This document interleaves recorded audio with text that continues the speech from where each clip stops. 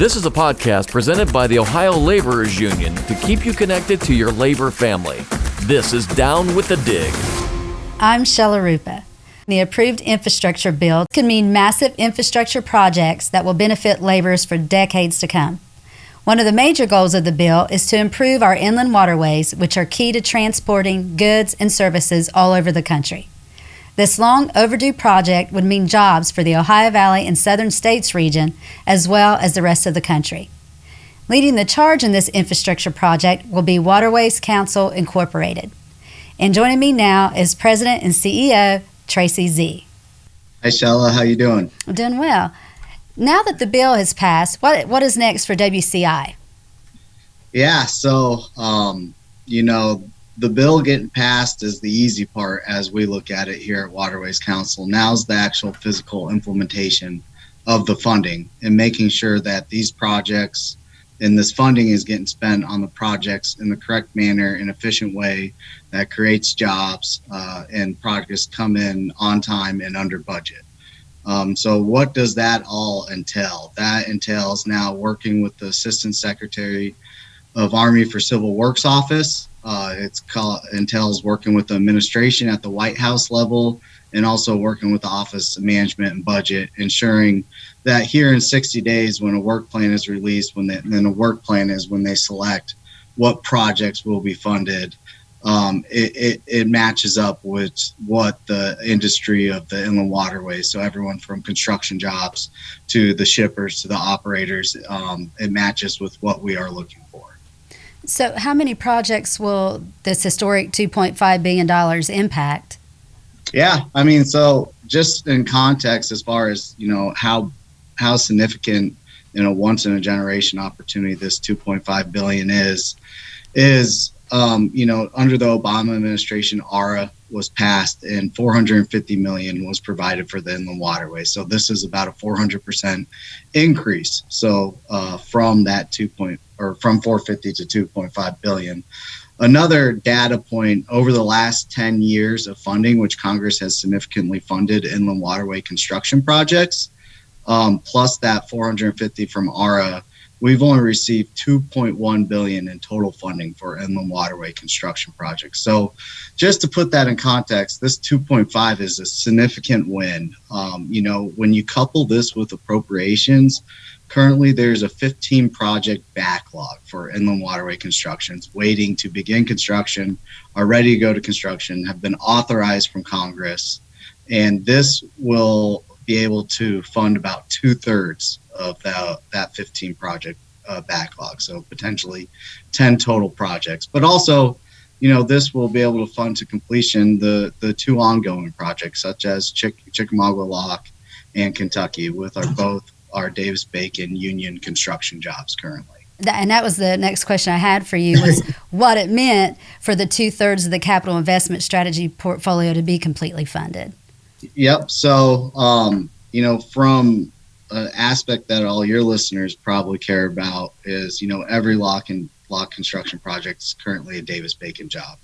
So that's going forward. So, the Corps has released two studies, one in the Ohio Valley, which is called the Upper Ohio Navigation Study, which is going to fund Montgomery, Emsworth, and Dashiell's Lock and Dam, which are the first three locks when you leave Pittsburgh, to put it in geographic context. And that will equate to 21,000 living wage construction jobs. And then if you switch over to the Mississippi River and Illinois River, there's a program called NEST, which is 7 locks and dams. So for the construction trade jobs, it's estimated NEST will provide 50 million man hours for skilled building trades. So this is a significant amount of work that could be provided to our unions. How long will those jobs be there? That's a good question, right? So it depends on how long the lock construction takes, right? So back in the 1920s and 30s, when locks were originally built, it took 3 to 6 years. As of lately, these projects have been taking longer, somewhere in the 15 to 20 years. I imagine with full funding up front, you're looking at a job site in between of 6 to 8 years of work. Oh, that's good to hear, and I'm sure our LIONA members are happy to hear that. Yeah. Which states do you feel will benefit most from the inland waterways construction? Well, I mean, the nation, right? The nation will benefit the most because, the inland waterways provides a lot of opportunities and it's an economic generator for the nation. So obviously, you start down at the Gulf at the entrance point. So you got Louisiana, Mississippi, continue up, Arkansas, Tennessee, Oklahoma, go over on the Ohio River, Pittsburgh, Ohio. There's 28 fuel taxable waterways states right now. But you also got to remember that if you're within 100 miles of a river, and you're a farmer, you will bring your grains to the river because it is the cheapest mode of transportation for them. So, it's going to affect about 40 states. And we encompass our Ohio Valley Southern States region in itself encompasses, I think, like 9 of those states. So, this is really a good thing for us to hear. And absolutely. As we were saying, we hope that the majority of this work was going to be done by union. And now, with you saying that it's Davis-Bacon work, I guess we're relieved to hear that. Yeah, absolutely. Once you get the go ahead, how long will it take you for the first shovels in the ground? Shovel ready, right? That's a term that a lot of projects term to have. So I mentioned earlier, all of our projects have currently been authorized by our Congress, and they have been started going through a process called pre-engineering design work. So the majority of our backlog of 15 projects are ready to go to construction. Some, can go, a week after getting the funding. Some will probably need 2-3 more months before you can start turning dirt, as a popular word. So, they're going to be quick jobs, but there's also some that are going to need a little more lead time and design work. A lot of it's going to come down to the way that the administration chooses to contract this. Is it a design build contract? Is it a continuing contract? In the past, it's been sometimes more continue contract. If you look at the Hurricane Katrina model, when the funding was provided up front for that system, it was a design build. So a lot's just going to depend on the path that the Corps takes, but there's some that are ready to go in 1 week. So you mentioned there's like 15 jobs ready. What states are those in? Yep. So there's 15 projects ready. There's currently 3 under construction. One's already fully funded. Chickamauga only has 39 more million to be funded to completion. Kentucky has about 450. Then you're going into the new projects, which, 3 of those are right outside of Pittsburgh. 5 are on the upper Mississippi River. 2 are on the Illinois, and a couple down on the Gulf. And then also on the Arkansas River. Okay. So you're just kind of all over. It's not like one specific area that you're starting with. Yep. And the other thing, there's a study done by the National Waterways Foundation, and it kind of really painted a picture for me personally that the inland waterways doesn't just affect one state. There was a lock outage. It was Montgomery up on the Ohio River, which is outside of Pittsburgh. And one of the areas that was most affected if that lock were to shut down was actually Texas, which it just shows you that this is a pretty national system, just not one state affected, but, the jobs will be dispersed throughout the United States for construction. I know you just recently had your Waterways Symposium, and it was announced by the Corps that when infrastructure passes, it will be a generational, a one-time thing. Mm-hmm. Yeah, I mean, this is an opportunity that the inland waterways and just our nation as an infrastructure in total hasn't really had since the 1920s or 30s. Now it's important that we do this in a way where we modernize these outdated facilities so that they provide America with the most competitive advantages that have made us such a great nation.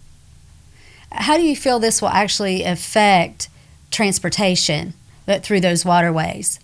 Yeah, so that is an excellent question, and it's going to significantly impact it. Right now, there are big delays at these facilities. They're outdated. Our modern-sized tow has doubled.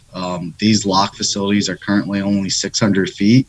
the majority of them will be upgraded to 1,200 feet. So what does that mean? That reduces the lake times, which actually benefits the shipper and the end user, the consumer at the end. But also, inland waterway is the most environmentally friendly surface mode of transportation, but also the safest mode of surface transportation. So you have the ability to take trucks off the road and cut down on CO2 emissions. In fact, 115 barge tow equals 1,050 semi-tractor trailers, and on average, a tow is 15 barges. I know when we were talking about the Chickamauga lock and dams that we were talking about the difference in that going from that 600 to the 1,200, and then how that would make room for those jumbo barges. Yep. It'll make for longer tow size, which cuts down on CO2 emissions, which cuts down on delays. But it's also, the safety of mariners is something, in the building trades, safety is something that is critically important on a job site. It's also important when you're locking through these barges. So at a 600-foot tow, they have to do something that's called braking. So they have to cut the tow in half, which that puts the mariner out in the lock doing work that could potentially create a safety hazard. And by going to 1,200 feet, you're creating a safer environment where the mariner does not have to be out there. So just like a construction job site, it provides a safety element, which, everyone getting home to their families, whether it's on a construction site or out on a tow, is the most important thing. That's right. That's the most important thing. With other countries expanding their waterway system, does this mean that the U.S. is heading in that direction, or in other words, are we able to compete? Yeah, absolutely. Right now, if you look at the American farmer, is competitive due to the inland waterway transportation system, since it is the cheapest cost. If you go over to Brazil, they're expanding their ports, but the problem is they don't have the natural waterways like we do. So that's what keeps our American farmer competitive. But it's also for break bulk projects, energy security. There's a Shell ethylene cracker plant that was built up outside the Pittsburgh region that was only done because they were able to transport the large break bulk on the barges to assemble in the yard. If they would have to put it together and take it on truck, that facility would not be located where it is. I know that we've got one of those cracker plants that I'm not sure if it is being built or it's proposed to be built in our region. So, that would be important, of course, for us and for that project too. They plan to bring those the big parts up on the river as well. So we're eager to see that project in Ohio begin. Right. Yeah. Also, is the country prepared to add new ports? I guess for like on the inland waterways, or as far as the coastal ports? Inland waterways. Yeah, I mean, look, there's new ports popping up every time. There's one on the Mississippi River. There's one that is looking at in the West Virginia region right now. Ports provide more access point to land, so transportation and to get to the consumer. So the more ports, the better, is how we feel. What can a city or an area like on the river, what is it they need to offer to actually get one of those ports in that area? I think, a very good case study right now is you look at containers, right? The Port of LA and the supply chain issues that are currently going on. The river presents a very valuable opportunity to assist with those supply chain issues. So container on barge is ready to go. We're just looking for, these new ports on the river to get the cranes, the infrastructure, the space to house these containers. And this could really alleviate the traffic at the Port of LA. I know, since the pandemic started, there's been a backlog of everything everywhere, trying to get deliveries for anything. Do you think that now that this infrastructure bill has passed, do you think that'll make a difference in that, and if something like this happened again? Yeah, I mean, the pandemic showed that Americans love shopping online on Amazon, right? I'm one of those Americans. Right, me too. This this infrastructure bill, you're thinking long term. You're thinking, 3 to 5 years down the road when these major investments are made, and these projects become operational. It is going to significantly help our supply chain issues, and help alleviate the downturn from the pandemic. So it might not be felt today or tomorrow, but it's going to be felt in the coming months and years. And I think, as you had mentioned before, environmentally, this is so much better than, all the fuel and the exhaust and the wear and tear on the roads. Yeah, absolutely. Inland waterways are the lowest emitter of CO2 emissions of any surface transportation mode. Just to give you some facts, rail transport generates 30% more carbon dioxide than barge, and highway transport, so trucks, semi-trailers, generate about 1,000% more emissions than barge. So moving it to the waterway gives our gives our country an opportunity to continue to lower our emissions, which is obviously a major priority for this administration. Do you feel like that this will cause competition between, like you say, ground transportation, as compared to the inland waterways transportation? That's a question that's kind of been debated all the way going back to the 1920s and 30s, when the inland waterways was truly expanded. And from a inland waterway perspective, we believe that it's a truly intermodal system. We all benefit each other, and one way or another, probably something that's going on a barge is going to go on a truck or a rail. So we don't see it as competing. We see it as we're working together, and that we all benefit each other and reducing the transportation costs for the end consumers. Well, Tracy, I just want to say thank you for coming on the show. It's been a great show, and we appreciate all the information that you gave us today. Thank you for having me. LIUNA is looking forward to the generational change in construction.